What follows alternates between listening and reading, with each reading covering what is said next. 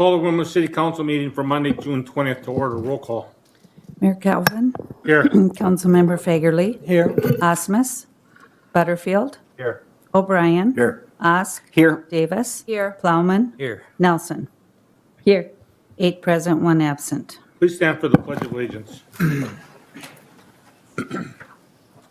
I pledge allegiance to the flag of the United States of America and to the republic for which it stands, one nation, under God, indivisible, with liberty and justice for all.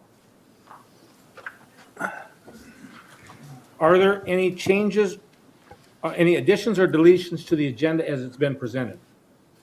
Make a motion to approve the agenda. Second. Motion been made and seconded to approve the agenda as presented. Discussion.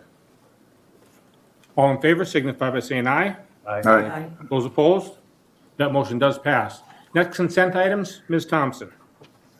Mr. Mayor, members of the council, on tonight's consent agenda, we have for council's approval the city council minutes of June 6th, Willmar Municipal Utilities Commission minutes of June 13th, accounts payable report for May 28th through June 10th, community festivals, special event on-sale liquor license permit for Spurs, a resolution to award proposal for relocation of automated weather observation station, a resolution to approve final plat for Rock Step Second Edition, and for council's acceptance, the building report for the month of May.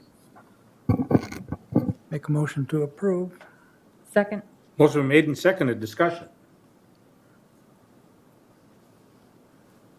Roll call. Councilmember Fagerly, Aye. Butterfield, Aye. O'Brien, Aye. Osk, Aye. Davis, Aye. Plowman, Aye. Nelson. Aye. 7 ayes, 0 nays. That resolution passes. Next, we have open forum. Ms. Thompson, is there anybody on open forum? No, Mr. Mayor, no one has signed up. Next, we have Willmar Fest royalty, Mr. James Miller. You guys have been doing great work already. I saw you over at Frida's this morning and out at the radio station. And so on a hot day, you've been working hard already. So go ahead with your report. Yeah, they have been working hard, not me, Mr. Mayor. I missed out on Frida's, but we'll let them talk a little bit more about that. But once again, Mayor Calvin, members of the council, very honored to once again be here to stand before you to talk about our 76th celebration of the city of Willmar. In front of you, I believe you all have a copy of the schedule, and I'm not going to go into great detail about the schedule other than there are some additions this year, which we're pretty excited about. Last year, we stepped in when the JCs dissolved to take on the block party, and we've added a couple of neat things this year, including something called Ninja Anywhere. It's a 70-foot trailer. If you've seen American Ninja Warrior, it's kind of like that, but it's for kids and adults of all ages, and really should be a fun time as part of that. The dunk tank is back. And I see conveniently there's a League of Minnesota Cities meeting happening, so Mayor Calvin will not be in the dunk tank. I'm kind of disappointed about that. Well, I could take a dip in Lake Superior if that would help. Maybe we could put that online. That would be good. Yeah. It's plenty chilly up there, I'm sure. But the other exciting thing is the Dam Jammers will be playing as part of our block party this year.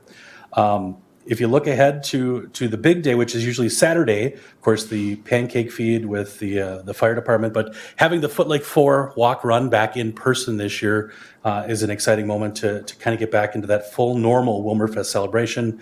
The ski show returns, and we have Jonah and the Whales returning as well for the beach party concert that'll happen out at Robbins Island before the fireworks to kind of cap things off. I do want to just quickly thank the city and their support. Mayor Calvin and members of the council for keeping Willmar Fest going. I say this every year, but I truly mean it. Without the support of the fire department, the police department, and our amazing public works department, really the Willmar Fest would not happen without their support. So we do appreciate that. Enough of me talking for right now, because I'd like to say that I've had the honor and the pleasure of working with these 3 young ladies for this past year. They have been out and been the face of Willmar Fest and being out there and supporting and promoting the city of Willmar throughout the state of Minnesota, out to South Dakota, and really everywhere they possibly can. So I will let them introduce themselves and talk a little bit about their time. Let me pull up their pictures here, excuse me. Now, I did warn them not to talk about all the food that they've eaten, so we'll see what's in the pictures. I'll let them step in. Sorry, I'm a little short, but thank you. Like James said, we really do appreciate all of your guys' support. So thank you so much for supporting us, and hopefully you guys will be able to come this week for our events that we have coming up. But I'm Willmar Fest 2022 International Princess. I'm Casey Knopchinsky, and I'm the 2022 Willmar Fest Aqua Princess. And I'm Sarah Carlson. I'm the 2022 Willmar Fest Queen of Festivals. And again, I do want to say thank you for all the support you have shown Willmar Fest. And I hope through this presentation you're able to see just a little bit of what we've been doing this past year and what we can look forward to this coming week. So our year in a recap, here are all the places that we've been to.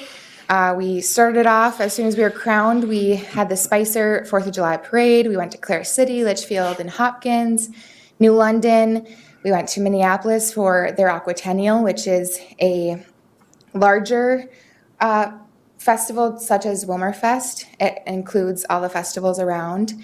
And there's Glenwood, Pennock, Lake Lillian. We went to a Twins game with the other Sparkle section. There's the Cokato, Candy Ojai County Fair, Belgrade, Raymond, Anoka, the Holidays Parade here in Willmar, Willmar Warhawks games, and then we did go to South Dakota for their Snow Queen Festival, which is equivalent to the Minneapolis Aquatennial. We went to the St. Paul Winter Carnival for the first time this year. We also went to Sunburg, Candy Dandy Days, Paynesville, Montevideo, and then this week, Willmar Fest. So I'm going to tell you a little bit about my favorite parade, other than Willmar Fest, of course, is Glenwood. We do a lot in Glenwood. We went to their parade. We, of course, ate their yummy food. And we actually got to ride on a big boat, or is that what it is? Yeah. It's like a 2-story boat, and that was really fun. I was really tired, so I might have taken a little nap on the boat. But it was so much fun, and I would highly recommend you guys to check out Glenwood this summer. And then, of course, we have the county fair here. As you can see, we were farmman, cow, and the sheep. We did also enjoy the food over there, but it was so nice to see our community and see them outside and basically take in what we have there and what you guys have brought there too.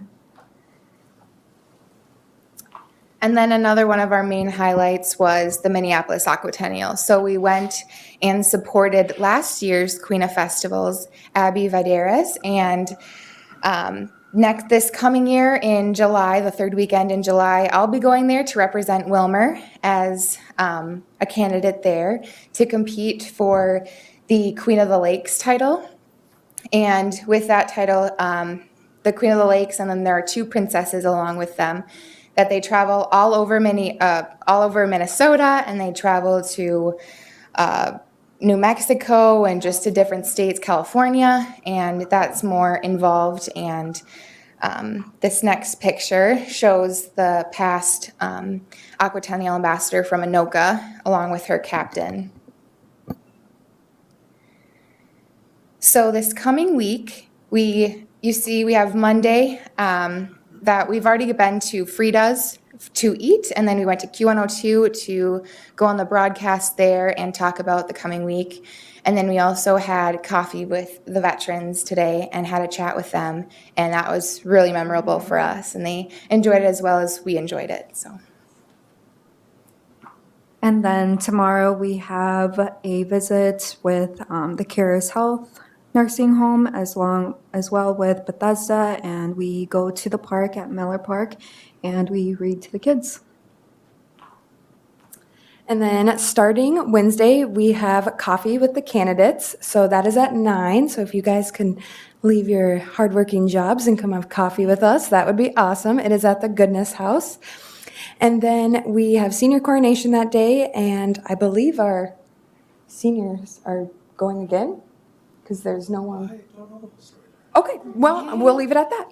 Then we go to the DOAC, and we're going to do the Queen Splash, and the mayor was there last year, so hopefully we see a familiar face.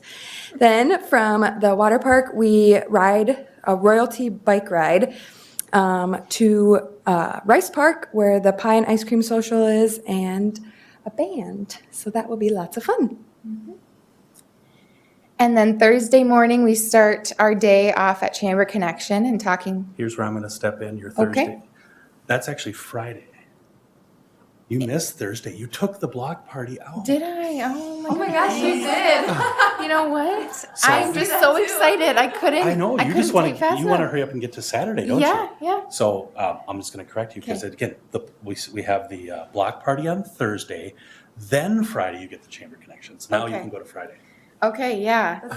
I didn't even notice that. I don't know. I'm just so excited for the coming week. So Friday we have Chamber Connection, and then we have Painting with the Royalty at the Community Center, and that is new this year. And then one of our favorite activities during Willmar Fest is the Stingers game, and we, as well as our candidates, will be out on the field playing the games in between innings. And so, if you want to see some competitive sides of us come there. And then Saturday, we have, of course, the pancake feed at the fire station. And then we have our Grand Day Parade. And right after is our coronation. It will be Under the Sea themed. And right after that is the fireworks and the beach party at Robbins Island. Yes. Okay, and here are just a couple pictures. So we actually took this one this morning at the Goodness, or at Frida's. Wow, I'm tired or something. And then this was taken last year when we were candidates at the Pie and Ice Cream Social. This shows our current junior and prince and princess.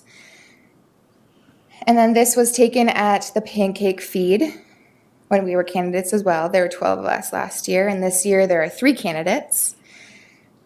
And then this was also taken at the fireworks and the ski show. And this is just all the royalty that we met and that stayed with us throughout Friday, Saturday, and Sunday. And that is the end of our slideshow. Are there any questions? Well, thank you for your very good report, as always. And so as the Queen of Festivals, just wondering if you want the council at the Stingers game, if you would like their presence there, because if you want us there, I see that we do have tickets. So if you formally invited us, then we could come to that. So yes, we would formally invite you to, I'm going to say a lot of things. I mean, if you can be at the coronation for our seniors, you can be at the block party representing the city of Willmar. The Stingers game is a big one because that's when all of our visiting dignitaries are in from all the different communities. And I believe right now we have a dozen different communities that will be here with their representatives, so their royalty as well as ambassadors representing those cities. So if in your roles as representatives of the city, if you could be there, we would greatly appreciate that. There are complimentary tickets available for you there if you can make it, and we'd love to see you there. Again, it's a great opportunity to meet the different ambassadors that are here celebrating their cities with us, and again, all the people that come along with them, their entourage, if you will. Sure. And again, as James had said earlier, myself and Councilmember Nelson will be out of town for part of the activities because it's a League of Minnesota Cities conference. So if there are council members that could step in the mayor's absence and take some of those roles, I'd greatly appreciate it. So, so if you can coordinate that between yourself, or you can text me if you can be at an event or whatever, that'd be nice so that we know that we have the events covered. Generally, I try to attend most of the events, but I know I won't be here for Wednesday, Thursday, but I'll try to be back for the Stingers game. I'm pretty sure I'll be back for that, but I will not be there for the coordination for the seniors or the junior ambassadors. Okay. Council, any questions that you guys have or any comments? Thank you for all the good work you've done. Thank you for representing Willmar well. I had received a phone call after you were in South Dakota telling me what a great job you guys had done over there. So I'm not sure what you did, but you made an impression with an elderly lady over in South Dakota who called and said you guys represented Willmar so well. So thank you for what you do with that. So, and I think that's one of the only calls in my 7 years as mayor that I actually received from another community praising the work of you guys. So And I think it's all during the COVID really, I mean, I think people were much more appreciative. So thank you for representing Willmar well. We're very fortunate to have you. So thank you so much. If I can have just one more moment. It's been asked before when I've stood up here about what can people do to support Wilmerfest. And I can say buy raffle tickets because that helps go to support the scholarships that these young ladies receive at the end of their time, or the tickets for the Taste of Downtown. But if I can soapbox for just a moment, we really need volunteers. Whether it's just for a couple of hours to help out with an event or to supervise something, that would be greatly appreciated. If you want to do more and get more involved, or maybe you've had that twinkle in the back of your head that says, we could do this at Wilmerfest and enhance it, we'd love for people to step up and join our board. We have turnover every single year. This year's my last year as chair. I will be stepping back into a much lesser role after 10 years. So we need other people to step up and take it on. We've got a really good team and a really great celebration that I think we can continue to build and make better and better every year, but we need people to step up. So if there are anybody, or is anybody listening or is out there, or if you know somebody, please encourage them to reach out to one of us and look for opportunities there, because I think if we want to keep festivals like Wilmerfest going, it's been 76 years minus COVID. But the reality is we do need people to step up to continue to do that. We're not the only festival and only organization struggling with that. So if there are people out there that have an interest in it, please let us know. We'd love to get you on and get you helping out, because there's a lot of opportunities to get out and really build this and continue to keep Wilmerfest vibrant and strong. That's all I have. Thank you. Thank you so much. And then also I want to thank Judy Thompson, who is the city representative who represents staff and the council at your meetings. So Judy, I want to thank you for the time that you put in there. It's a lot of extra work that you go through. So thanks for the work that you do there as well. So thank you so much. Now you guys can stick around for our whole meeting. We should be done about 1 in the morning. And if you're tired now, you'll be tired when it gets over. So James has already left, so you can stick around as long as you'd like. So, anyways, you can stick around if you want, or if you want to leave. We know you have a full week, so feel it's just fine for you to leave. So, okay, but it's up to you. Thank you so much. Yeah, you bet. Thank you. Next, we have Meals on Wheels presentation. Ms. Nolting. Hello, thank you for letting me come tonight and talk about Meals on Wheels. I'm actually probably bringing old news, but I apologize. I tested positive for COVID the day I was supposed to speak to you, so that didn't quite work out. West Central Industries has been around for 60 years. From 1990 to 2008, I had the pleasure of being the food service manager and watched the programs grow and bringing in senior nutrition, catering to community Christian school. I came back to West Central in 2015. Still to my surprise, I became back executive director, and I'm very honored to serve in that role. As I said, in August, we'll celebrate 60 years. Flag Day would have been the 50th year of Meals on Wheels. Prior to COVID, we saw some decline in numbers. We saw some of our expenses rising. We also saw a change in dynamics in our churches. Just our families are very busy. People working are busy. We had a lot of vacancies when it came to volunteering for delivering Meals on Wheels. And then COVID hit. And we continued to provide the service because we partnered with there was a group in the community that wanted to reach out to meet the needs of our community and help those that were shut in. We were so blessed that CCT stepped up to the table and volunteered to deliver meals. And what we did is we delivered 3 days a week, same driver going to doors, limiting exposure to folks, and able to continue the service. And we provided a frozen or a sack meal for those in-between days. As we started going through this journey, literally, we came through the COVID period and started coming back. We saw numbers starting to decline, but we also saw rising costs of foods and utilities and all those good things that go with that are bad things for our program. We also saw that the volunteer force was not coming back, and CCT announced in early April that DOT, Department of Transportation, let all entities, public transportation in the state of Minnesota, know that they had to charge for a fee for those services.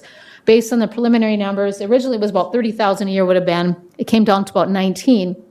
But as of March, our board saw that our food service program was losing about $20,000. With that said, we started to research things.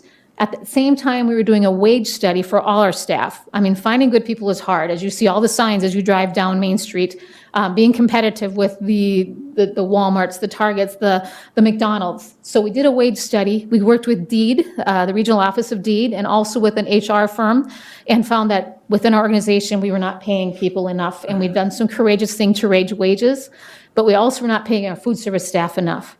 Putting that factor into play, we realized that if we continue the service at the end of this year and the end of next year, we'd probably be losing about $60,000 to $70,000 in Meals on Wheels. Our board thoroughly researched our options. We do not receive the Older American dollars. They presently go to Lutheran Social Services, and that is because the Meals on Wheels program that the city and United Way at one time invested in pre-existed Older American dollars. In the transition, our board decided to close our food service department. We also had aging equipment, and we transitioned the program to Lutheran Social Services. They have the Older American dollars, are able to give the meal to folks with a suggested donation, and we've done some seamless things to make sure that services did not miss a beat for anybody in our community. But I come here today to thank you because what you did to support the program and made it possible. Back when I left in 2008, we served 28,000 meals. This past year, we served 18,000 meals. And we saw some of those trends and things starting to happen. I wanted to make sure if the council had questions, they had a chance to ask it of me. They can ask me today or call me up afterwards. I know Vicki and I know Mike, you reached out to me, but if other folks need to, I'd be happy to talk to them about the program. So. Thank you. Council, any questions you have for Ms. Knowlton? I don't have a question, but a comment. I had the pleasure of working with Renee for 14 years on the school board in New London, and she is a hard worker. And I know that she's an amazing job where you're at right now, and I just want to thank you for that. Thank you. It's been a rough journey, but I've enjoyed every moment of it. And if you don't know what West Central's about, I hope we have an open house this fall to celebrate our 60th, and I will be inviting you all to see the good folks. Side note, we serve 250 individuals with disabilities every month, and we do it in the backyard of Willmar by the dog park. So. Renee, I also want to thank you for the work that you've done and the work that Meals on Wheels has done through the community. When I heard this news, it was sad news to hear because of the good work and the lives that you've touched throughout our community. And we're just so fortunate for all of the years that you provided those Meals on Wheels. And I know you know that my father-in-law was a recipient of that, and my uncle currently is a recipient of your services. And it really is a needed service within our community. So it's discouraging to hear that that service will not be continuing at WCI, but it's nice to hear that LSS has picked up that service. I had worked with LSS last year trying to find them some kitchen space to try to make this program go. So I'd worked with a number of the different churches and a number of the different community organizations trying to find a place for them. But I think they're still doing their meals out of Litchfield, I think. Litchfield, and they have a kitchen in Spicer, and they, at one time, we hope the conversation will continue. They are looking for a central kitchen for Renville County, and it'd be a great partnership if we could somehow keep that kitchen utilized for good. So. Certainly. So thank you for all the work you've done, and I know the council, when that was an item on the agenda, we were very supportive of it, and the council spoke very highly of the service that you did. So we're sad to see it go, but we're glad you're staying in the community. So thank you for your work. Appreciate it. Thank you. Appreciate it. You bet. Thank you. Next, we'll have our public hearings. Our first public hearing is an ordinance authorizing issuance of Geo Improvement Bond Series 2022A. And Mr. Doug Green will be doing that presentation. At this time, I'll open the public hearing. Mr. Green. Mr. Mayor, members of the council, good evening. It's always a pleasure to be here. Pull this up quickly. There we go. Okay, this evening is, there's actually two actions. It's a public hearing to publish the ordinance, and we're also authorizing the bond sale, which is not a statutorily required action of the council. It's just good practice, just to make sure we're all on board. We all know what we're doing, what we're financing, and how we're financing it. Let's see. So I know you're very familiar with these projects. You've gone over them, over the years in your diligent planning.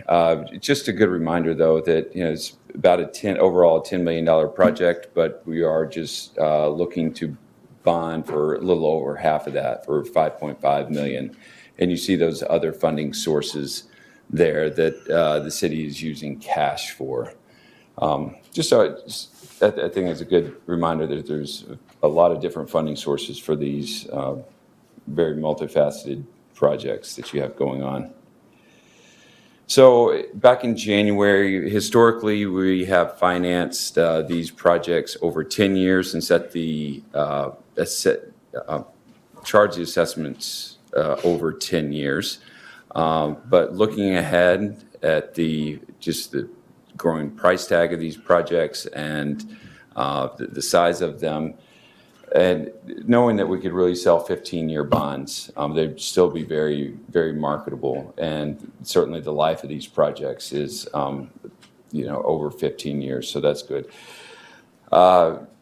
This is the debt service schedule that we're looking at. I'll get into the municipal market a little bit later, but over 15 years, we're looking at that middle column, total principal and interest of around $490,000. We're required to show that 105% because these are GO bonds, but it's really, we're looking at around $490,000. Assessment revenue will be about $247,000 each year, and that will result in a net levy of about $270,000.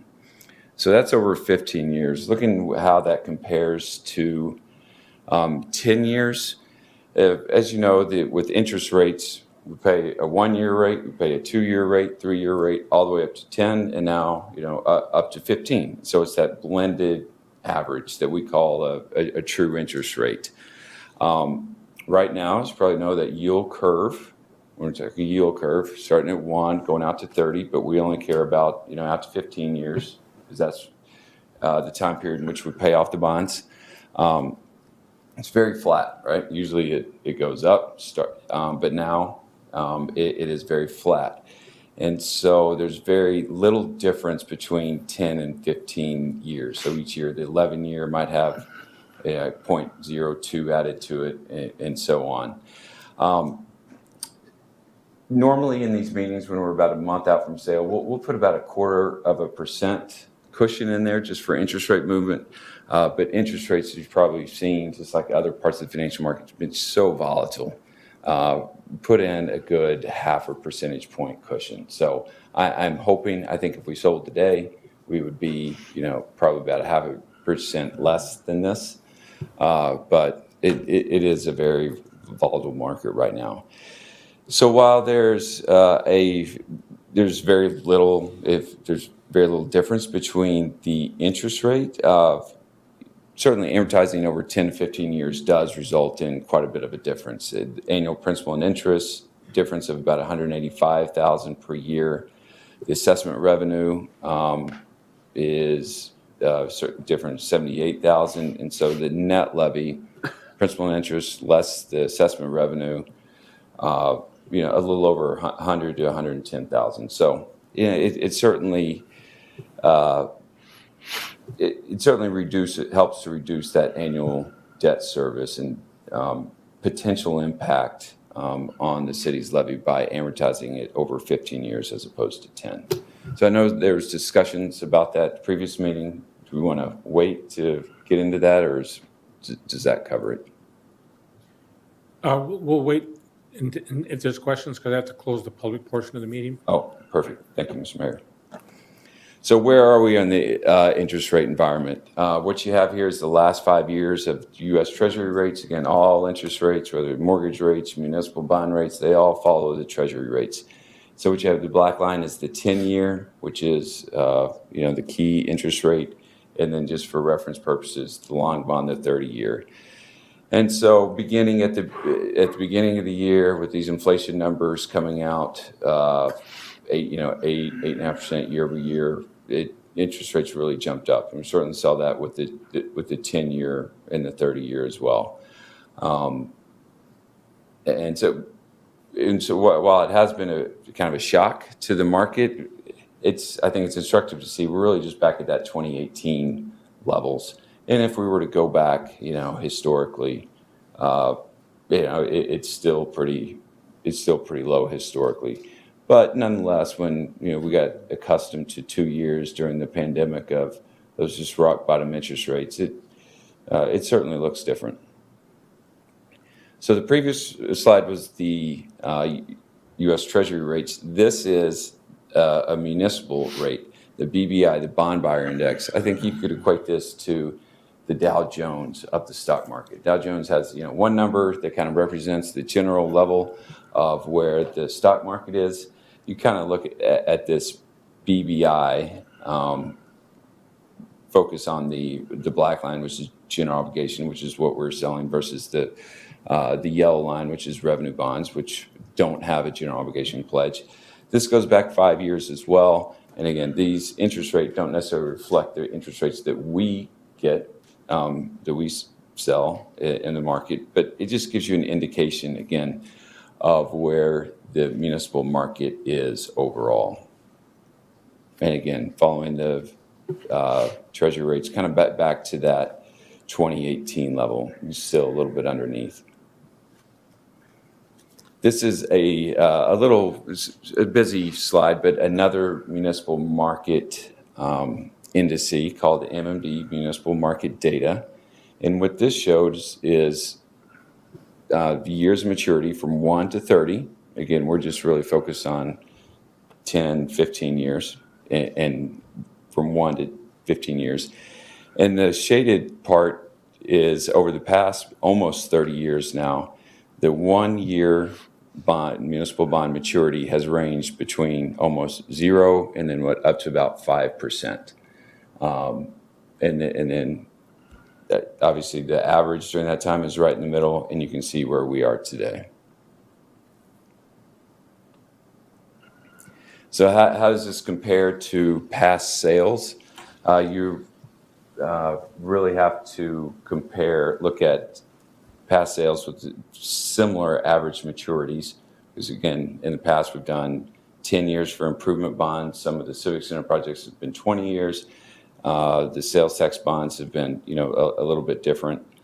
But looking at these that have similar average maturities, the size makes a difference as well. Starting at the bottom, so back in 2018, we had about 2.7%. Then had some, really good years, bad investment years, but good for borrowing rates. And then that estimated up top of 3.7, 3.8%. But again, I think there's a good amount of cushion in there, but we'll see what happens over the next month. So moving forward with the timeline, we have the ordinance public hearing now, and also consider a resolution authorizing the bond sale. We're finishing up on the offering document, the preliminary official statement. We'll prepare for the credit rating and have that around the end of the month, the 1st of July. We'll receive bids on July 18th and bring that to your consideration that evening. And then we'll close on the bonds and receive the proceeds about a month later. And just remember, with the volatile market, there's nothing to say something happens the day before and it shoots up that we can't postpone the sale. Rarely do we ever have a need to have that, but in this market, that likelihood goes up just a little bit. But again, we continue to have successful sales. This morning, we didn't sell any last week because of the Federal Reserve meeting. Nobody knows what's going to happen there. But the market's still functioning, just at a little higher rate than it was the last 2 years. So with that, be happy to answer any questions. Okay, are there anybody from the public that has any questions for Mr. Green? Anybody from the public that wishes to ask Mr. Green a question? Seeing and hearing none, I'll close the public hearing and bring it to the council. Council, do you have any questions for Mr. Green?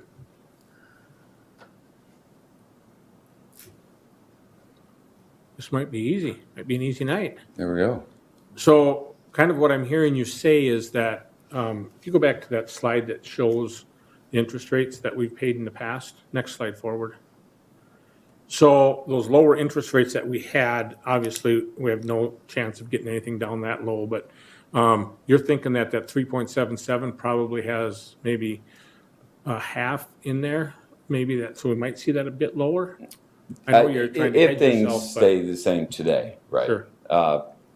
And yeah, we do have a few weeks until the sale, so a lot can happen, and it can go down as well. If people have if people think that inflation is under control, that it's peaked, or that we might be going into recession. It would be natural after this time period that a period of lower growth, that tends to lower interest rates as well. So there's quite a bit that could affect. Unfortunately, the worse news around the world, the better it is for our market because we're a safe haven for investments. So there's just a lot that can happen that would affect that interest rate over the next 3 weeks, or it could just stay the same. Sure. Any other questions from council? Okay, council, what are your wishes? Move to approve the ordinance as presented, assign a number, and publish. Second. Motion been made and seconded to approve the ordinance as presented, assign it a number, and publish it. Discussion. Roll call. Councilmember Butterfield. Aye. O'Brien. Aye. Osk. Aye. Davis. Aye. Plowman. Aye. Nelson. Aye. Fagerly. Aye. 7 ayes, 0 nays. That resolution passes. Next, I'm looking for a resolution to authorize the sale of the bonds. So moved. Second. Motion been made and seconded. Discussion. Roll call. Councilmember O'Brien. Aye. Osk. Aye. Davis. Aye. Plowman. Aye. Nelson. Aye. Fagerly. Aye. Butterfield. Aye. 7 ayes, 0 nays. That resolution passes as well. Thank you, Mr. Green, for your presentation. Thank you very much. We look Good forward to see you. favorable rates. Thanks. Next, we have a public hearing amending the ordinance allowing brew pubs in 3 zoning districts. Coyote. Thank you, Mr. Mayor, council members. The item before you today is a hearing amending Willmar Ordinance 1060, known as the Willmar Zoning Ordinance, by allowing brew pubs as a permitted or conditional use in 3 districts. In 2019, the City Council adopted a new Section 3138 allowing brew pub licenses in the city of Willmar. The follow-up action that should have been taken at the time was to initiate a text amendment to include brew pubs in the zoning ordinance. Staff has, in the past weeks, if not months, been collaborating with the Planning Commission to come forward with that. And I just want to quickly run you through the processes leading up to where we are today in the text amendment. So the approach is that staff conducted a study and made a recommendation, and we passed that to the Planning Commission for a preliminary review, and then they looked at it, examined it, and re-examined it again, and then they tabled it for a final review, and then after that, we consulted with the city attorney as far as drafting the text amendment is concerned, and that was also made available, and it was included in the last city council meeting. So staff conducted this study by examining 10 cities. 5 of these cities are cities with population 1 to 5,000 lower than the city of Willmar, and the other 5 cities are cities with population 1 to 5,000 higher than the city of Willmar. And then after that, we did a thorough comparative examination to determine what district we want brew pubs in the city of Willmar. And then we made our recommendation to the Planning Commission. And the Planning Commission also re-examined, staff's recommendation. Initially, staff recommended brew pubs should be allowed in general business district, limited business district, central business district, and then light industry district. But unanimously, the Planning Commission all recommended that we take out light industry district from staff's recommendation. And looking back, I kind of strongly agree, to their reasoning and recommendation. We have a whole lot more uses in our industry, in our industrial district. So we still have enough in our other districts as well. So they tabled the item, and then for a final review. And then on May 18, 2022, the Planning Commission held a public hearing and approved the brew pub zoning text amendment in 3 districts and recommended further action to the City Council. And this main district are the general business district to be allowed outright. in the limited business district with a conditional use permit, in the central business district also with a conditional use permit. And this is consistent with what other cities that we examine are doing.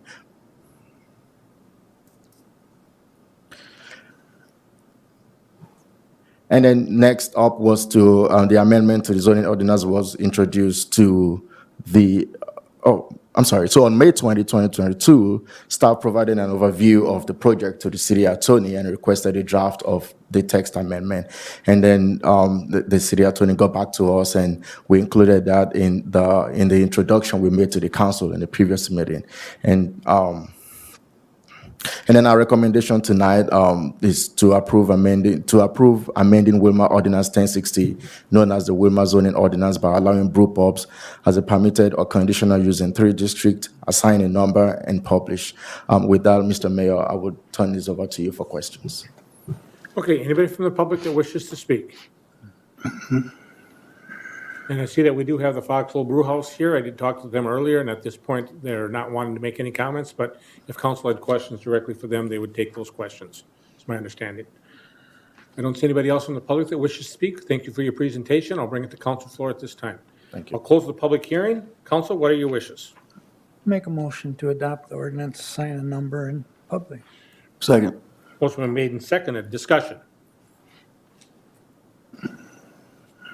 Councilmember Fagerly. Thank you, Mr. Mayor.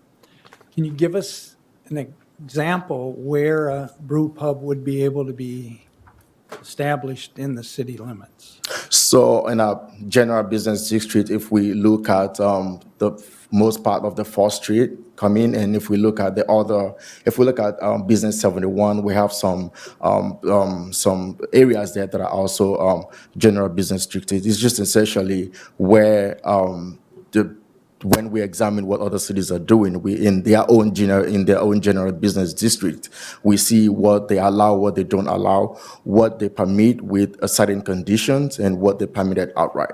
And so, we know Willmar has a unique district character, so we didn't just adopt everything that they have. We did a thorough examination and make sure that if a brew pub were to appear in any of our general business district, which is allowed outright, what could there be any downside to that? We didn't see any, but if we look at the limited business, if we look at the central business district, which is close to the residential area, the limited business, which we have like office spaces, we thought that should be permitted, but with a conditional use in those districts. And whereas in general business district, we didn't see how that would cause any nuisance to the public in any way, if it's allowed outright. Basically, South 1st Street? Correct. And maybe some parts of 2nd Street? What, southwest and southeast? Correct. Okay. Yep. And then Highway 71? And Highway 71, some part of it, yeah. Okay, and then Litchfield Avenue, east and west, maybe? Maybe.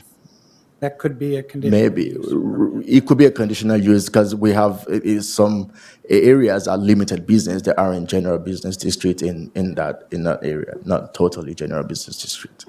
Okay. Yeah. Nothing in industrial park then? Nothing in industrial park, nothing.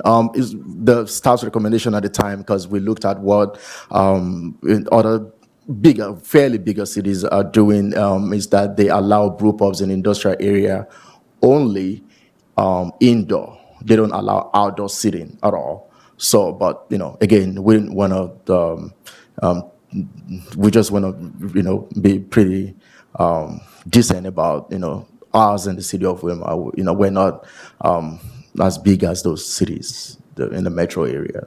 Okay. Now, I know there's probably no plans for this, but adult entertainment, if they want it in Willmar, it has to be an industrial park someplace, doesn't it? Yes. Okay. So you wouldn't want alcohol or anything close by No. that, so that's banned then. Okay. Okay. Thank you. Thank you. Comments or questions? Councilmember O'Brien, go ahead. Is there a number that can be in a community, a certain number, or isn't that any type of restriction? You mean the number of brew pubs? Yes. We don't have any type of restrictions to that because these are businesses that we think that they're good for the city. We don't have any restrictions. And I think they're pretty good for the resilience, the local economy of the city. So we didn't think there should be any restrictions too. Of course, as far as the zoning is concerned, as far as the municipal code is concerned, we have some already laid down rules and regulations that would not allow any nuisance as far as businesses, be it brew pubs or any other business in the city. So, All right, thank you. yeah. Additional comments or questions from council? Seeing and hearing none, roll call. Councilmember Osk. Aye. Davis. Aye. Plowman. Aye. Nelson. Aye. Fagerly. Aye. Butterfield. Aye. O'Brien. Aye. 7 ayes, 0 nays. That resolution passes. Next, we looking for an ordinance to publish by summary. So moved. Second. Motion been made and seconded to publish the ordinance by summary. Discussion. Roll call. Councilmember Davis. Aye. Plowman. Aye. Nelson. Aye. Fagerly. Aye. Butterfield. Aye. O'Brien. Aye. Ask. Aye. 7 ayes, 0 nays. That resolution passes as well. Everything passed tonight, so you guys are all good to go forward and do your new expansion. So we're looking forward to that. So I'm assuming there's going to be like a half-price sale coming soon downtown. Okay, with that, I'll open up our next public hearing, which is an ordinance amending the zoning ordinance for industrial uses. Justice, Mr. Walker, Planning Development Director. Good evening, Mr. Mayor, members of the council. So tonight, just kind of like the ordinance states, we're going to be amending the industrial uses. And it's kind of been a process, I think, just kind of looking at what uses kind of make sense in the industrial park, and I think kind of converting us to a different system. And I think this is going to be one of those first steps of kind of taking out some of the things in the zoning ordinance that are a little vague, and that kind of some things are approved under, well, this isn't not that, or this is this kind of. And I think one of the examples that I'll give that I recently had to do, I got a email from the ATF to verify a federal arms license, like the location of a business in the central business district. And it was like, yeah, I just had to verify the zoning. And so in our central business district, sporting goods stores are allowed. And so under the broad understanding of what a sporting goods store is, that's gun stores. It's not gun stores. And so I think that's just kind of one of the examples of one of the ways that there's a little cloudiness in our zoning ordinance. And I think kind of moving in a direction to clarify that and kind of clean that up in the industrial district, and then kind of moving us to a place where we are now using the North American Industry Classification System, which is much more specific, much more concise on this is allowed, this is not allowed, this is what we want, this is what we don't want, here's why we don't want it, instead of kind of dealing with, like I said, like the personal discretion of someone in my role or the zoning administrator's role to allow or disallow things just kind of at a whim. And like, if I wanted to be like, oh, well, I mean, I don't know if gun stores are allowed or not, and just kind of hide behind like these nebulous, vague clauses, then someone in my role could. But I think just kind of moving forward to kind of have a more concise, more black and white understanding and interpretation of what the ordinances are. I think that we're going to move to that. And so, like I said, tonight is just kind of the first step of kind of moving us toward that. And I think to speak to some of the uses that are going to be disallowed, I think one of them is restaurants are allowed in the industrial district, which I think is a little odd. I think kind of speaks for itself. And I think in some of the other ones, I think with the creamery was one of the ones that on my first week here, when I went out to speak with the wastewater, I think one of the things that they made very clear was just that like the capacity of the wastewater treatment plant, if we were to take on like a large scale creamery facility, just like what that would do to infrastructure and everything. I think that was one of the things that they really communicated. And I think the Planning Commission they kind of pushed back a little bit, and one of the things that they wanted was it kind of at scale, like an artisanal situation. But yeah, so working to amend the industrial uses and kind of working and getting us to a place where we have more concise uses, more explicit uses that I think people understand, instead of like I said, putting a lot of discretion kind of on my role as far as like, is this not allowed or is this not allowed, and then kind of going from there, kind of trying to do business. So. That's really it. Any Okay. questions? Is So there- I'll pass to the mayor for any questions. Is there anybody from the public that wishes to speak to the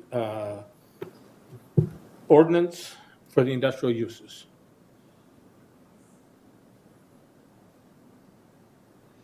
Seeing and hearing none, I'll close the public portion of the meeting, bring it to the council. Council, what are your wishes?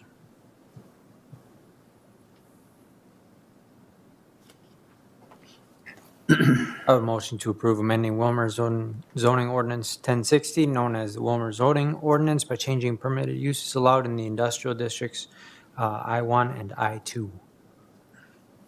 Second. Motion been made and seconded. Discussion. Councilmember Alman. Thank you, Mr. Mayor. Thank you, Justice, for your thoroughness, and I don't even know if that's a word, but in taking a judicious look over this and cleaning up our paperwork, because there's a lot of backdated stuff that needs to be updated, and it's super intensive going through. So thank you for doing this. I think it'll help for years going forward. You presented the example of creameries. We all know that especially west of Willmar, that the dairy industry is a huge and growing industry, and currently they're trucking their product a long distance for processing. I'm just wondering in terms of city staff, what is city staff's opinion or view on, and it totally makes sense when consulting the wastewater, department on, their reasoning and whatnot for their opinion, their stance on something such as a creamery. Would the city of Willmar and Willmar city staff have a plan of action or course of action should the city be approached by an entity interested in something like that versus just a flat no?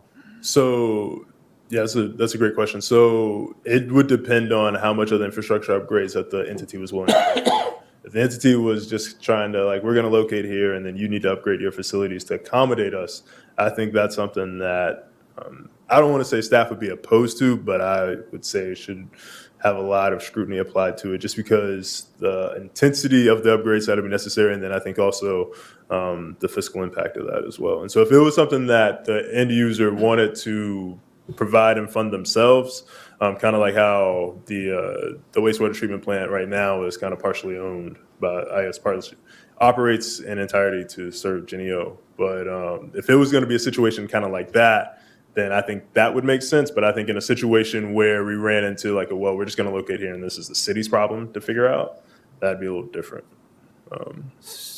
Can I follow up? Okay, thank you. So it's fair to say, as an example, Sargento expanded in Wisconsin recently, and they partnered with the local community to make substantial upgrades to their wastewater treatment plant. The city worked with them. That would be something the city of Willmar would be willing to enter into discussions about? Yeah, certainly. Just because I think the scale of those improvements can't be understated. I mean, we're talking millions of dollars. Because it takes the wastewater treatment plant from one class to another class to be able to handle those kind of soluble waste.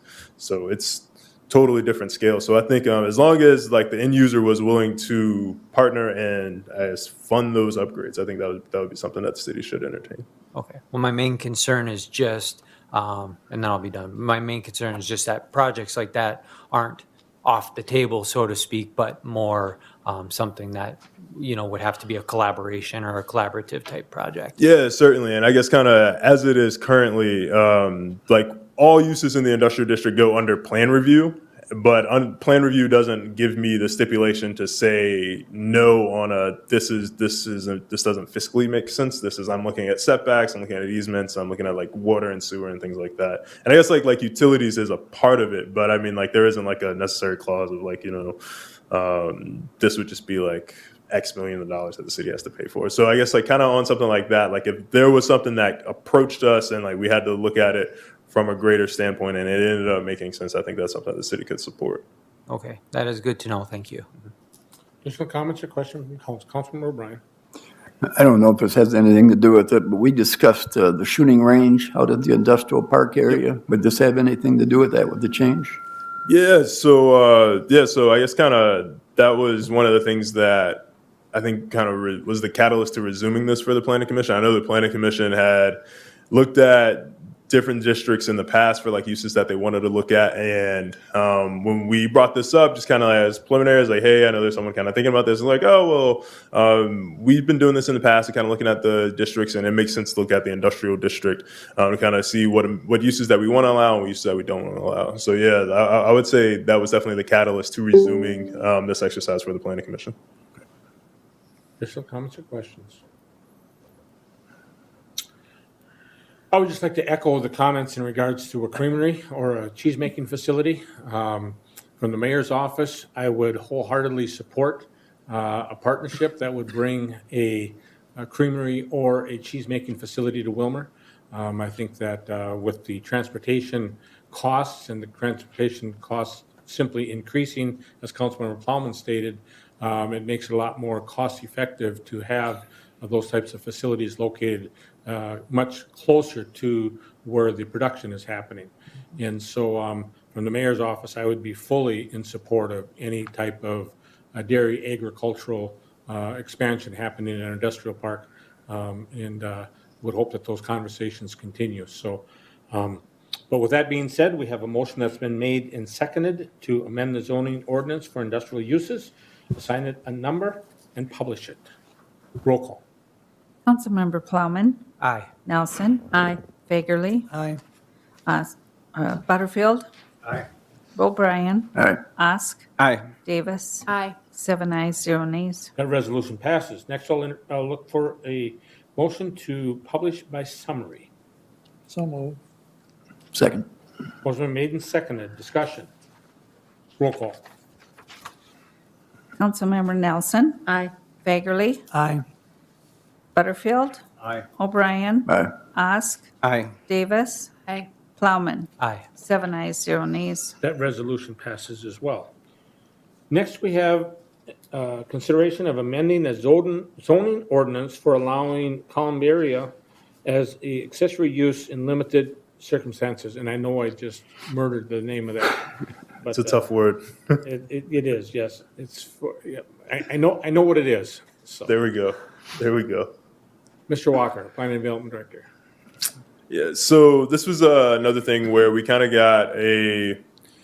got application for a columbarium, and so I think the thing I've been struggling with is there's columbaria, there's columbarium, but like there's no clarity on like what is the plural, what is the singular version. So I've just been butchering this in emails like the people and kind of in these public meetings.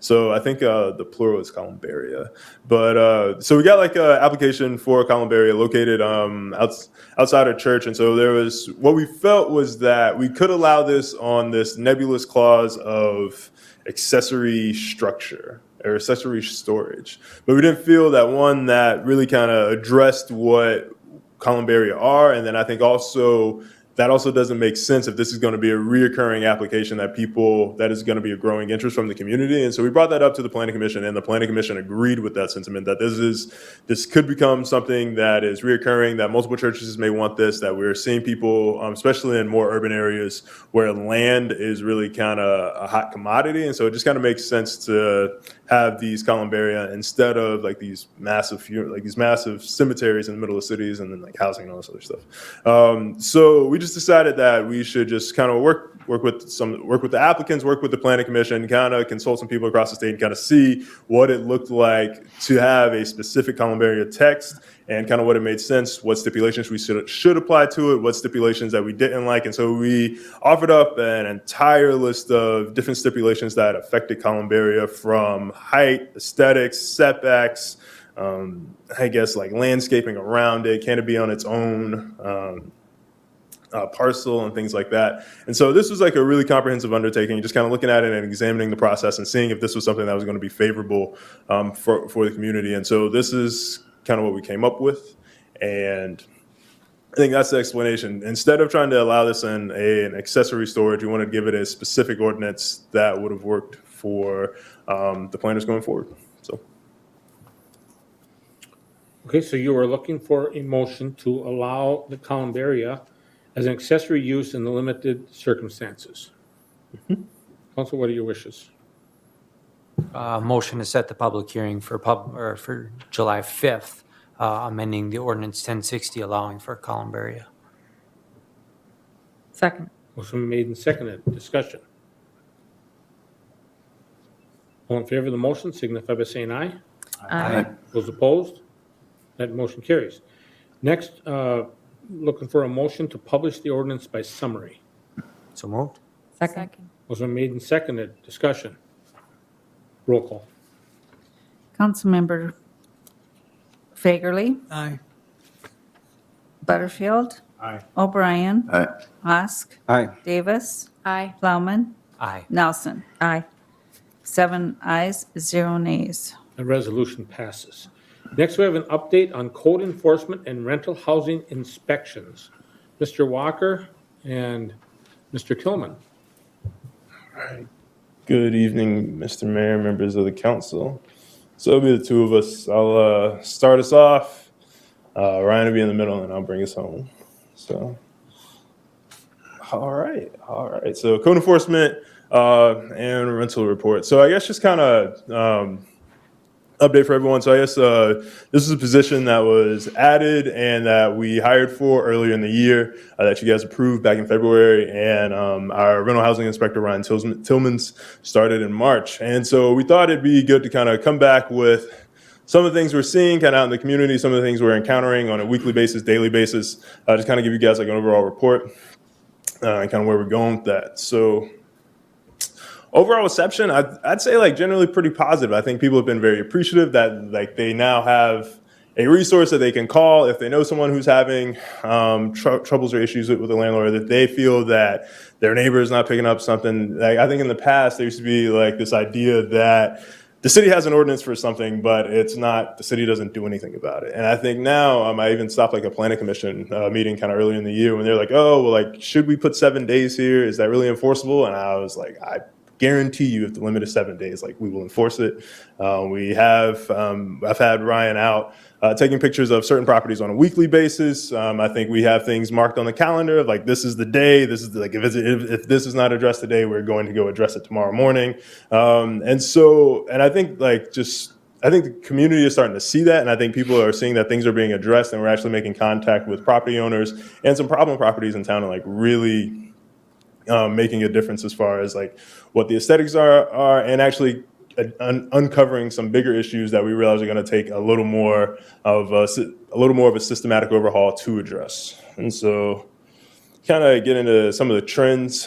So I would say now we have like a lot of tenants, I think, on a weekly basis kind of filing complaints. I think this is something that Ryan can speak with. I think he's always on the phone in the office kind of, oh, I got another call. Oh, I got to go here. And I feel like our permit tech has been keeping them very, very busy as far as like all the rental inspections and then having to go out and kind of see things. I think one of the things that we have had to be kind of careful about, that I think we probably need a little more direction on and be more nimble with, is kind of addressing tenant and landlord disputes. Oftentimes, like tenants want to put us in the middle of it, and we're kind of like, that's not really it's not really what we're here to do. And I think sometimes we've actually uncovered that the tenants are in the wrong, or the tenants there may be a misunderstanding of like what they're entitled to.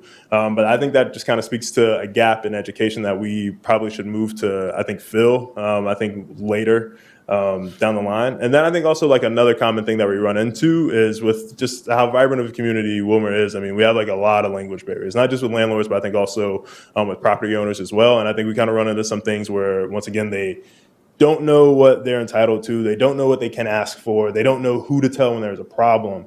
And so these are just kind of some common, I think, overall trends that I think we've been seeing kind of in this role and kind of within the department that I think we've been kind of been thinking about of creative ways that we can address them. And so some of the things that Ryan's going to speak to in this presentation is some of the things that he's seen specifically in certain properties. And I think one of the things that I want to preface this presentation with is I just want to say, I know like some of these exercises sometimes kind of draw out the negatives of what is going on in community and don't really speak to what the whole is. And so I want to say, on the broader scale, I think the large majority of our property owners and a large majority of our landlords in town are good property owners, good landlords. What you're going to see in this is not this isn't what all rental properties look like, but these are still big enough problems that they need to be addressed. And like currently as is, we don't have the tools to address them. But I just think I would be remiss if I didn't say that these exercises draw out the negatives, and that like the broader community is not like what is represented here. So I guess with that, I'll just pass it on to Ryan. So. Mayor, council members, I'm Ryan Tillmans. I'm the new rental inspector, city ordinances. Tomorrow will be 3 months for me with the city. This are some pictures of complaints that I've got. The sewage was in a basement of a house for 6 weeks before we got notified. At the end of the day, we ended up condemning the house, the rental unit. It was a duplex and both families had to move out. I'll be able to move the pictures. So it's That's some more pictures of the same rental unit that I had to get our city building official, Jason, involved with to condemn the unit for the condition of the house. The other thing, part of our stuff has been with the city ordinance violations. We ended up doing some abatements last week and taking care of some of the problems at some apartment complexes in town also. I've given them numerous warnings before it went to the city attorney before we abated the property and removed it.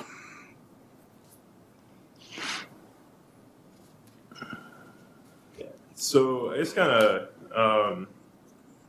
so I guess kind of like some of the bigger takeaways. One of the things that we kind of identified is that like some of these issues are allowed to persist because like the license period is 3 years instead of on an annual basis, and then there really isn't a graduating scale to identify some of the problem landlords that we may have. Not, I guess, probation, but maybe kind of like put them on a watch list. Okay, well, like instead of 3 years, maybe we can give you a year, or maybe we can give you 6 months, just because like if the problems were so egregious, and kind of identify what those are. I think one of the other things is that some of these people, even though they are landlords in town, like we really should move to probably take some of these people's rental licenses just because of some of the track records that they have and some of the violations that that we found. And I think we really need a rental housing ordinance that is going to eventually have those punitive measures to allow us to address some of these actions, to allow us to address some of these concerns that we're seeing.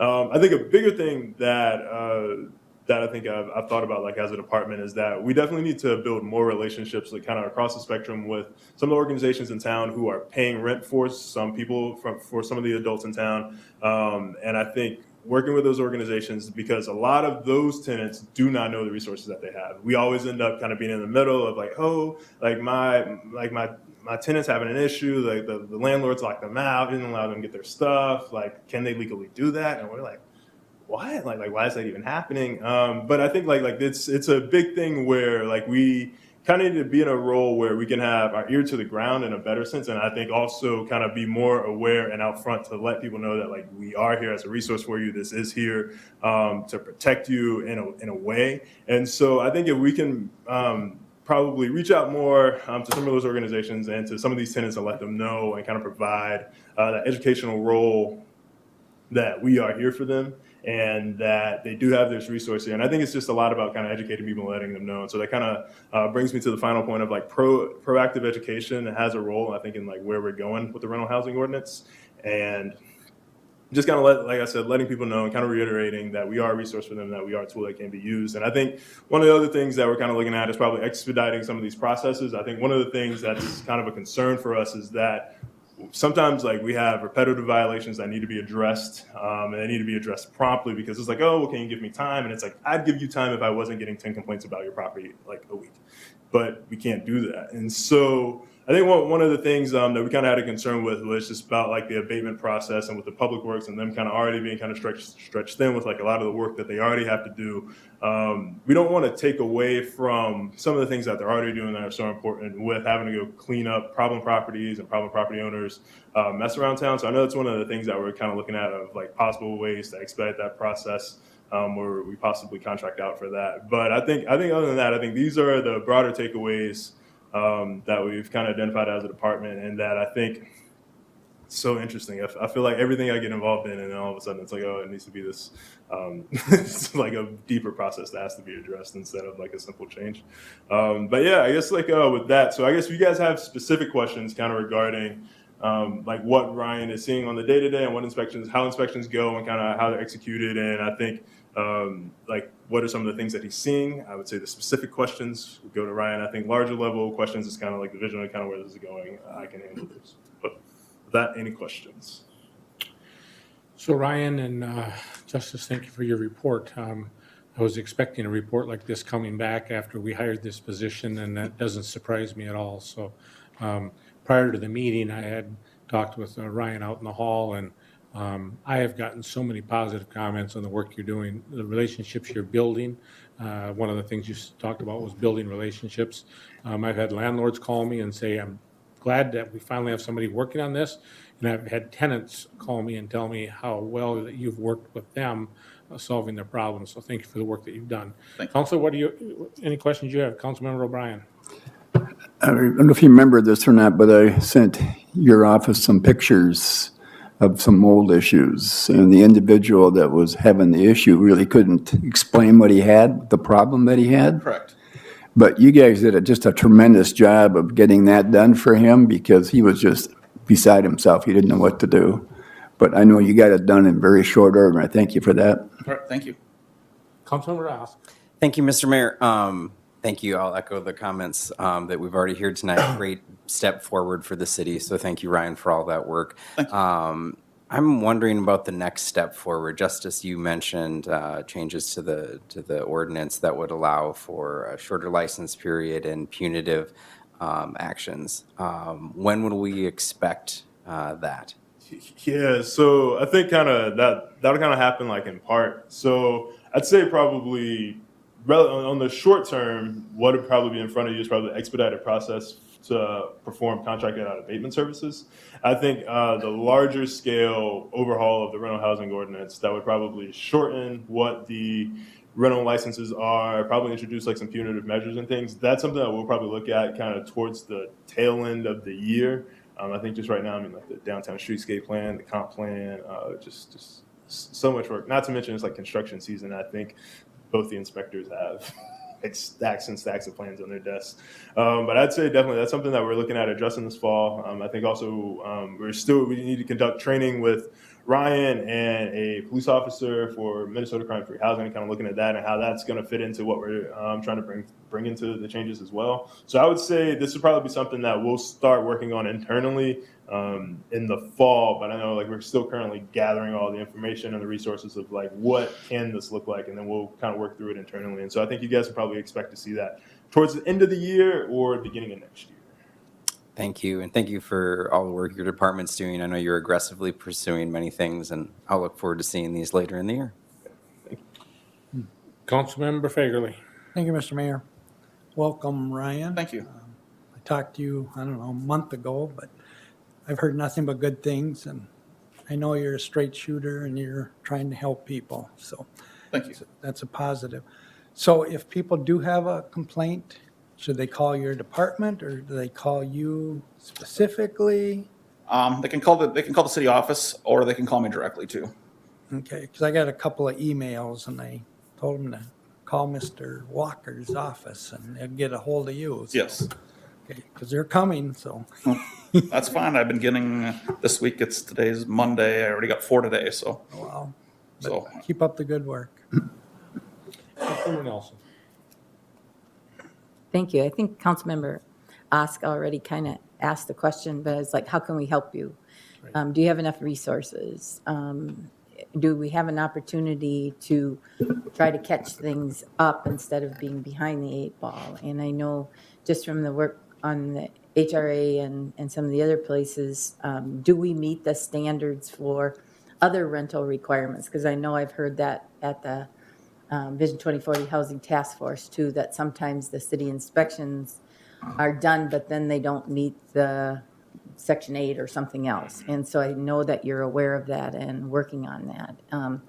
But it would feel like, if there's something that needs to be done to pick up the pace so that we can start to see our housing stock, kind of change, or landlords changing, I'd encourage you to ask us for extra resources, I guess, because it feels like, we're focused on housing, but we need to fix the problems that we have and those types of things to make it more desirable to live in some of those locations? Yeah, I think, thank you for the vote of confidence. I think one of the things that we're kind of going through right now, I think is just kind of like a citywide kind of learning period. I think not just for the residents and kind of understanding like what the new standards are, what's going to be enforced. And I think that goes for like the tenants and the landlords as well. I think also for us, kind of learning what kind of landlords we have in town, what kind of problems do we have in town, what's like an appropriate response like for some people, or is this like a real reason that this hasn't been done, or is this like the tired excuse that like you're giving? Like we had someone come in and it was like, oh, like I had all these family issues this weekend, yada yada yada. How do you give me this violation? And we talked to the other inspector, and he's like, yeah, he had that. Like he said that was his issue like 3 years ago. And so I think it's still kind of learning the community and kind of learning like what to expect and kind of like where we can help, and I think identifying like where some of the problems are. And then I think it's those problems that like once we identify those, I think those are the ones that like we're kind of working through of like, because we got to be nimble about some of these things. I think some of these are like we really like aggressively would want to address some of these things. I know like one of the clauses is like I think is background checks as far as like, oh, well, you shouldn't allow felons to live here, and then we're running into okay, well. Well, where are they going to live? And then kind of like, oh, okay, well, like, can like other standards as far as like some of the slumlords, and I think they say slumlords like in air quotes, but I think just kind of like what the understanding of them is, like they provide a function in the market, and I think it's kind of being nimble enough to kind of okay, well. Do we want some of these places that are like that have like these these minimal restrictions for some people who can't qualify to live in other places, or do we want to take that away and then kind of force them out entirely? And so I think it's like these big macro level questions that we have that we're trying to like work through and try to figure out how we're going to enforce this and kind of like what we're going to bake into it.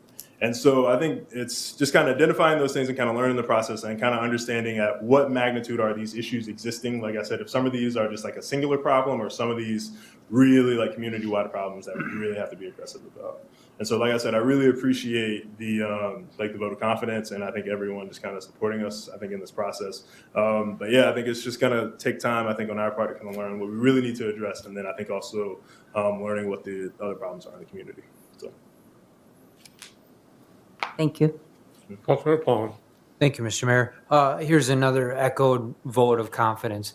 I think, as the mayor alluded to before, but we've had multiple discussions over the years, many years, about this issue and other various issues. And a lot of times we were like cherry picking issues because that's all we could. And those were the ones that came to us.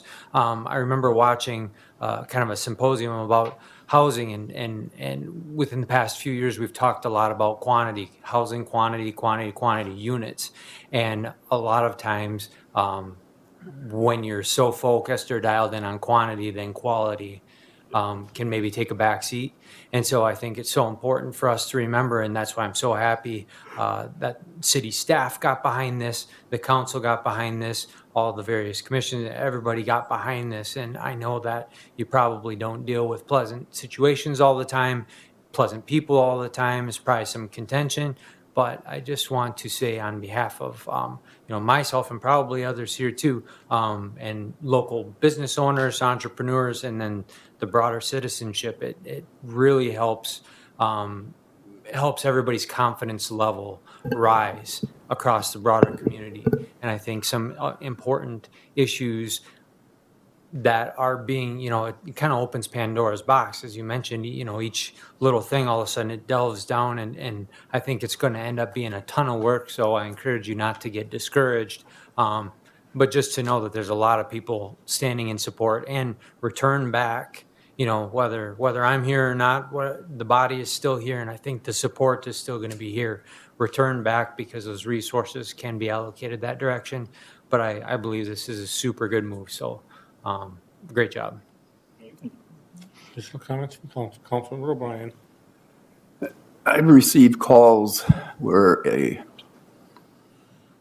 home hasn't been occupied for 2 or 3 years, and by looking you can tell. And I'm just wondering, is that under your guys' jurisdiction for that? Should we call you for that? If there is a situation where we have doubt of occupancy, is that to you? If it's a rental unit, yeah. If not, it would go to another department at the city. Yeah. So I guess as we would get involved, I guess if it was like a blighted house, I'd like want to be maintained. I guess if there was like broken windows, or I guess like the sidewalks broken up, or like, I guess grass complaints are another department. But I guess if the house just kind of was like dilapidated and there were like violations there, then that's something that we'd be. That's yours. Yeah, that's something we'd address. Okay. Additional comments or questions? Again, I'll just echo everything that's been said up to this point, and maybe a consideration is a sliding scale on the license, similar to what we do with alcohol. If you're compliant, you go forth and prosper. If you're not, you come back more often. But you guys have come up with some real creative ideas and things to do. So again, we kind of had it on a complaint basis before, and taking it out of that complaint basis, we all knew we were going to get more calls, and we all knew that there were going to be more interactions. But that's what the council has asked you to do. So you're doing what we asked you to do. So don't back down. Keep pushing. Keep doing good work. And I think you're hearing collectively from the body here that we're behind you what you're doing. And if there needs to be some pretty stiff penalties placed, Ryan and I talked a little bit about that before the meeting. That's what you have to do. I mean, that's what you were hired to do. It's just like the administrator was hired to make some tough decisions, and she's making those tough decisions. You guys were hired to make tough decisions, and we expect you to make them. So keep up the good work. I'm still waiting for my first complaint, which will probably come by the end of the meeting. So thank you for the good work you do. Appreciate it. Thank you. Next, we have an introduction ordinance amending Willmar Municipal Code alcoholic beverages. Ms. Thompson. Actually, the next agenda item was consider setting a public hearing to increase taxi rates. Should we handle that one first? Sure. Okay. Mr. Mayor, members of the council, Central Minnesota Taxi Cab approached my office and has requested to increase some of their rates by 50 cents. And as you can see in the paperwork before you, these rates have not been increased for many years. So it is staff's recommendation that we schedule the public hearing on July 5th to consider taxi rates as they proposed. So move. Second. Motion made and seconded. Discussion. I just have a question. So we wait until a producer comes to us to adjust our rates? That has been the process in the past. Several years, we researched back, when the other rates were increased, and it's up to the taxi cab company to request of the council to approve of their rate increases. Okay, and then so are all of the taxi cabs in town licensed? This is the only taxi cab license or taxi cab company that is in the city of Willmar. I don't believe that to be true. Okay, we have a motion that's been made and seconded. Additional discussion. All in favor of the motion signify by saying aye. Aye. Those opposed? That motion does carry. Next, we have an introduction of an ordinance amending Municipal Code Chapter 3 alcoholic beverages. Mr. Scott, our city attorney. Thank you, Mayor, members of the council. Before you is an ordinance that would, I guess I call it a grab bag of amendments to your liquor licensing ordinances. In most cases, to take advantage of authorities the state has recently given the city in the omnibus liquor bill, which is one of the few bills that actually saw the finish line in this last session. So the recommendation is that you introduce the ordinance and set the public hearing for July 5th. And I will just quickly run through the changes to the city's licensing ordinance. The first is taking advantage of a specific provision the legislature included for the city of Willmar, which is to allow the city to grant an on-sale license to an owner of a junior hockey team or other concessions operator at the Civic Center to have on-sale of beer and wine during events at the Civic Center. Previously, that would have had to have been in the name of a licensed caterer, and the team would have had to have contracted with the caterer, so that's a change. The second is similar. It broadens the authority for the city to grant on-sale licenses to baseball events at any field within the city. Previously, the Stingers, the Collegiate Baseball Summer League team, had that authority. It's now being broadened to any Minnesota Baseball Association event, including town ball games.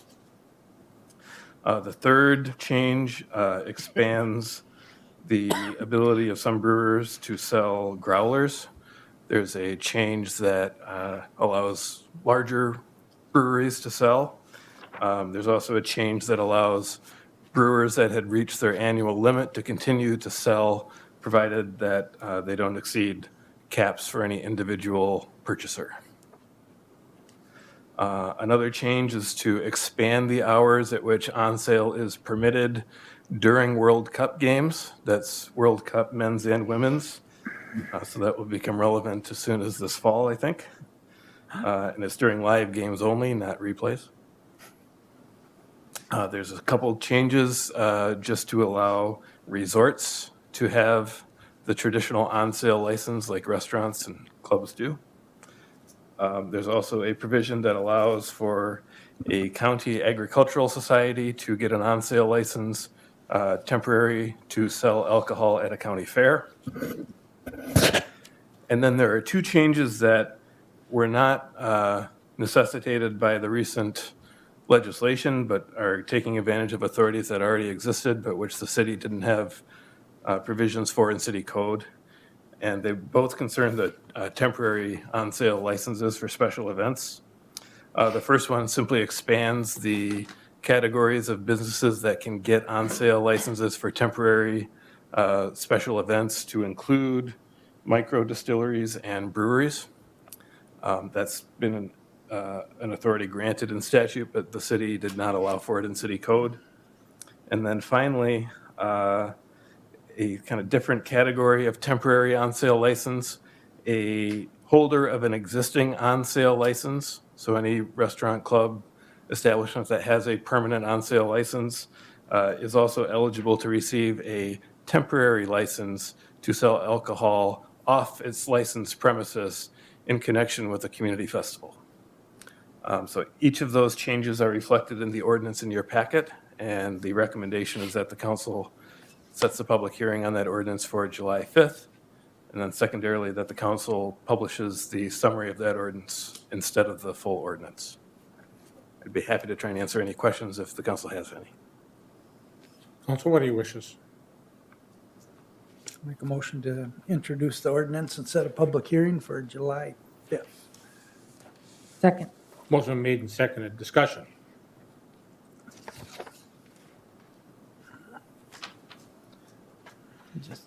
Councilmember Fagerly. Thank you, Mr. Mayor. So the alcohol at the ball fields, if the youth are still involved, is it allowed or not? You have to be adults participating? I believe it's any event sanctioned by the Minnesota Baseball Association. That would include youth baseball. Well, there's different baseball associations. So there's Gopher State, that's for the youth. MSF. And the Federation. So That's a good point. The extent of the authority is for the Minnesota Baseball Association, and if that does not include the youth, then they would not be included. But I can certainly have that answer for the council at the public hearing. Okay, appreciate that. Additional comments or questions? A question I have is, does this address the issue of the MMA event that we had earlier this year? I don't see anything in there where it would allow that, but it looked to me like it allows it at our arena.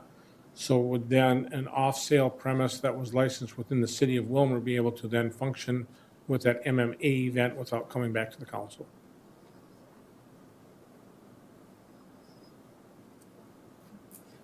So that authority granted in this ordinance would apply to the owner of the junior hockey league team. They would have that ability to get the license directly, right, or a concessions operator that has a management contract with the city So if the city had a separate management contract with a different entity, they would be able to sell. And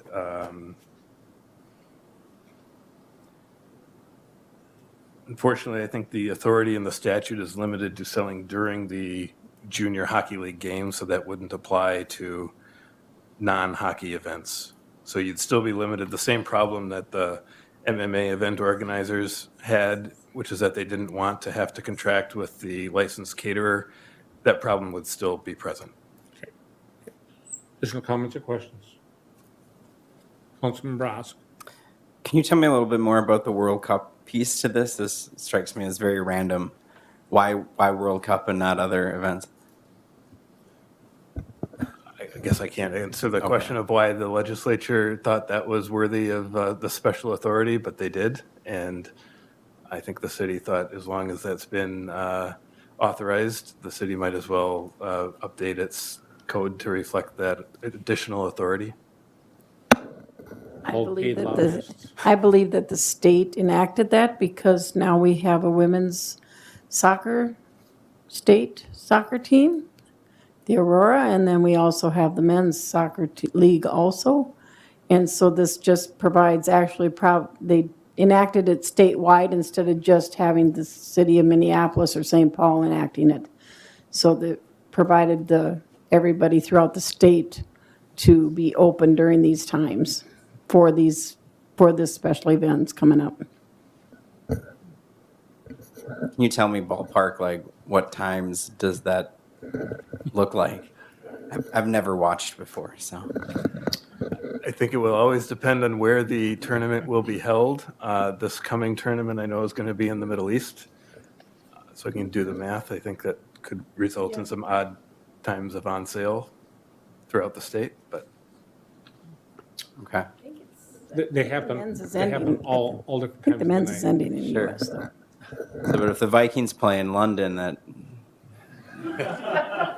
I've got to stay at home, huh? Okay.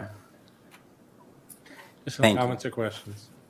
We have a motion that's been made and seconded to introduce the ordinance, set a public hearing, and Mr. Scott is going to get back with a couple of answers to questions at that hearing. All in favor of the motion signify by saying aye. Aye. Do I have to do a roll call because that's alcohol? We're just introducing the ordinance tonight.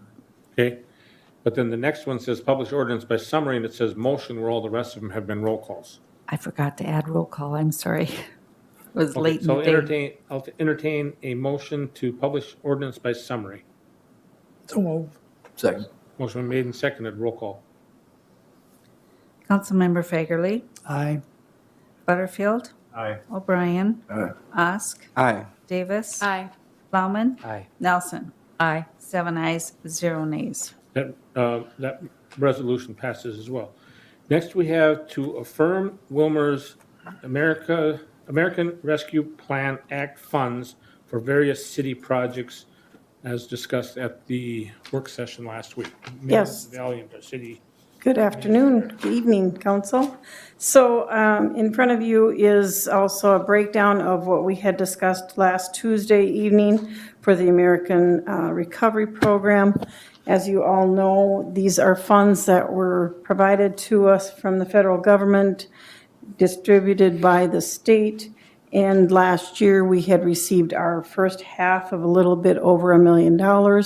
We will be receiving our second half here shortly within the next couple weeks of another $1 million. So we have over $2 million to spend on only things that the federal government has recognized. It's a wide berth of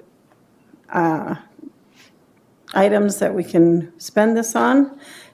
So far, council has approved spending for our upgrade for software, which allows having a new software system put in for the staff. That would also give us more flexibility to have staff do remote work and things like that. Also provides us more security with our software system too. So we are in the process of that right now. We look to the end of the month here, we will be doing interviews with 4 vendors, and then we will be going through vetting those out as to what services they can provide us and such, and how we want to put that all together. More to come on that. But on Tuesday night, we also reviewed that what we had in the past was the turnout gear and the mobile portable radio systems for the fire department. About $210,000 estimated on that. We have the final projection estimate, well, it's not an estimate anymore. We have approved the Epitopics project 2 weeks ago. So now we have the cost that the city would have as part of that, and that came to $263,877. And then in our discussion, a few weeks ago, we also had the Raymond Ambulance Service come before us asking for funds to get a new ambulance. And so we've included on that $45,000 to support the ambulance service out of Raymond. And then we have projected for 2023 the balance of our revenues to be spent. The ARPA money under childcare, we increased that. We added that of $100,000, and we added a safe house of $25,000. Other than that, there were no changes to any of the other programs that we had listed earlier, which was last fall when we had this first discussion. So we also had discussion on Tuesday night, though, of possibly adding a rental inspector salary, benefits, and paying for that if we need to. We also still have the downtown street lighting that needs to be paid for somewhere, and that could be paid for out of these funds. Also, we have the lost revenue yet from the Park and Rec, which is an actual lost revenue of $326,960. So that could also be marked just for CIP projects for our Park and Rec in the future, or it can just stay in the general fund and we can just do as we wish with it. So right now, you see our recommendations here for the 2022, though, would be to allow the staff to contract some professional grant writing services for the fire department to see if we can get grants for our fire on the turnout gear and the mobile radio services. And then the second one is to provide the authorization to appropriate the expense for the epitopics, $263,000 plus. Okay, council, we did have discussion last Tuesday night in regards to this. And these are the items that came forward with the action items that are in front of us this evening, specifically for the grant writing for the fire department, and then also for the epitopics water system are the two that are in front of us right now. The rest of them are placeholders. Actually, we did approve the money for the first phase of the technology. Yes. We did that already as well. Correct. So at this point tonight, we'd be looking at, it says up to $3,000 for a grant writer. And so is there someone from council who wishes to make that motion? So moved. Motion been made and seconded to approve staff to contract with a professional grant writing service to write a proposal for the fire department for the turnout gear and mobile portable radio systems. Motion made and seconded. Discussion. Roll call. Need a question. I'm sorry, Councilmember O'Brien. I think we discussed this before, but would this grant writer be specifically for just that? Or are we talking having a grant writer for the city for other things as well? This right now would just be for this project. Okay. We don't, we're also pursuing other grants ourselves. Right. And with the help of Kyle Box, Operations Director. So we're still looking at grants for all of the wide berth of the city. Okay. I believe the discussion was around that this is so specific and you have to write them just a certain way and those that have the skill really have the skill. If anybody has any names of those, I'm sure the city administrator would love to get those names if you know people that are Right. skilled in that particular area. So, motion made and seconded. Additional discussion. Roll call. Councilmember Butterfield, Aye. O'Brien. Aye. Ask. Aye. Davis. Aye. Plowman. Aye. Nelson. Aye. Fagerly. Aye. 7 ayes, 0 nays. That resolution passes. Next, we have, looking for a motion to authorize the appropriation of $263,877 of the fund balance to be used for the cost of the Epitopics Sanitary Water Extension Project. I'll make that Number motion. OW 1.123963. I'll make that motion. Second. Motion been made and seconded. Discussion. Roll call. Councilmember O'Brien. Aye. Ask. Aye. Davis. Aye. Plowman. Aye. Nelson. Aye. Fagerly. Aye. Butterfield. Aye. 7 ayes, 0 nays. That resolution passes as well. Now, if we want to have additional discussion in regards to the items that are in front of us, we could have that at this time. Or if you want staff to continue heading in the direction that this document shows, they'll continue doing that. And again, it would take formal action in order to expend those dollars. But at this point, these are placeholders. Additional discussion. Seeing and hearing none? I'm sorry. No. Seeing- Councilmember Nelson. Yeah. Just the safe house, I thought I didn't realize it was going to be on the list because I thought we were going to be getting information about it before we made that decision, because the conversation I remember was that if that were to happen, it wasn't necessarily money they were looking for. And then there was a conversation about how did it fit with what the Willmar Community Foundation was doing. So I would just request some additional information on that. If this is the worksheet, I'm fine with just proceeding and moving forward with, it's kind of a moving target, right? Correct. Council can do whatever they wish with it. That's what I had remembered too, is that Councilmember O'Brien had stated that, that they really weren't looking for funding, that they were just looking maybe for some land. And that we were going to research that and then work with the Willmar Community Foundation and others. So that's my recollection of the conversation as well, similar to what Councilmember Nelson stated. I know that the name was mentioned. I tried to do some research online. I could not find anything.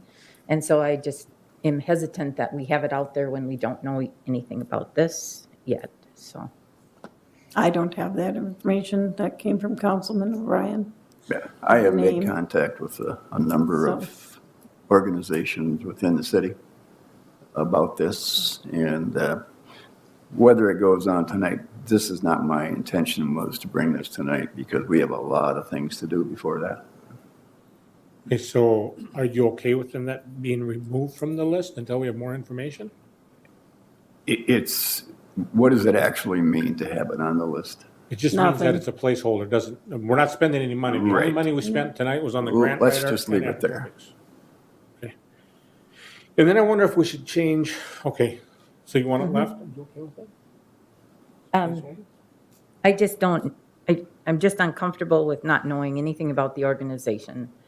And for us to be listing it without us having a chance to review it. So it depends on if this is truly just a worksheet, if that's It's what it's truly a intended. worksheet.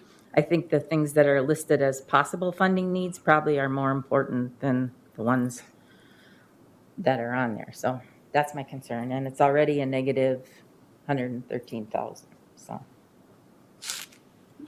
They're all estimates too, except one, the Epitopics. And again, then with the action tonight, we approve the grant writer, I would rather us call that the Northwest Water Line, because as we heard from Mr. Backman at the last meeting, we've got at least two other, if not three other businesses that will also tap into that almost immediately. And I know that the way the grant was written was specific for Epitopics because of the jobs they were going to be bringing and the development they were going to do. but I think that's expanded out from what our original vision was. I remember This is just for the water side of it because we Right. don't need to expend on the sewer side. The grant should be covering the sewer side. And we have to keep the two separate in the first place because one's the grant, one's the city, so. And you put it on And different- the city, actually, part of it was the design of the Epitopic sewer line because under the grant, it does not cover design under our engineering costs. So we are picking up the engineering costs for the sewer line through this payment, or these dollars earmarked. I believe we already passed a resolution quite a while ago saying that we would do it, that we would support it. We just hadn't said where the money was coming. This is just to appropriate the total amount Right. that we know actual now. But it probably fits. Because we that didn't it- have that before. We never had the total actual amount. That's the only action this is for, is the actual amount that we know from the bids, what we're gonna expend. I was just going to say, I appreciate the mayor's comment because it's expanded out there. But I think our commitment was to support that grant, and that was specific to Epitopics. Additional comments or questions? Councilmember Osk? Thank you. So the items that are listed in red, placeholders, that we're gathering more information on. Can you speak maybe just about the process of that? I'm assuming that staff will be working to bring us more information on those. Well, I guess we will be looking at that because right now, and we'll be continuing working with the council on more information. The safe house, of course, was brought by Councilman O'Brien, so we'll be gathering more information from his conversations that he's had because that conversation has not been taking place at our office level. So we'll continue that. And in the same, I mean, all of this was done at council level. So yes, we'll continue all those conversations and continue that with the council too. As you know, we need to have this all appropriated or our projects in place by the end of 2024. So we have some time, but we also don't want to delay that either because we could end up with having to rush things too. So we want to continue working on, but I think this is a really good live document that will just continue to be that live document and move it forward as the projects come to more fruition. Thank you. Additional comments or questions? I did have a conversation with Deb Brandt, and they are going to be looking at writing a grant through the Emsrb. She'd had a conversation with Andrew Lang in regards to that, and Andrew Lang serves on that board, the Emsrb board. And so she's going to be working through that too. So if the needs might be a little bit different from what their original request was. Sure. So that might change as well. So again, a living, working document. Okay, no other questions? We'll move on. Community pride announcements? Any council members have anything they'd like to share? Just, Again, Councilmember O'Brien. I'd already mentioned this, but the help that the inspectors did with this one individual that called me, I mean, he was really in a tough spot. He had some health issues from this, and they got out there right away and took care of it. So I'd just like to say thank you for that. Okay. And again, remind everybody that we have the Willmarfest activities happening this week and again this weekend. And we have been formally requested by the Willmarfest leadership to attend the Stingers game if we're able to do so. And so your complimentary tickets are here. And in attending those, you would be representing the city as an elected official. So other than that, I'd entertain a motion to adjourn. So moved. Second. Motion made, and seconded, we are adjourned.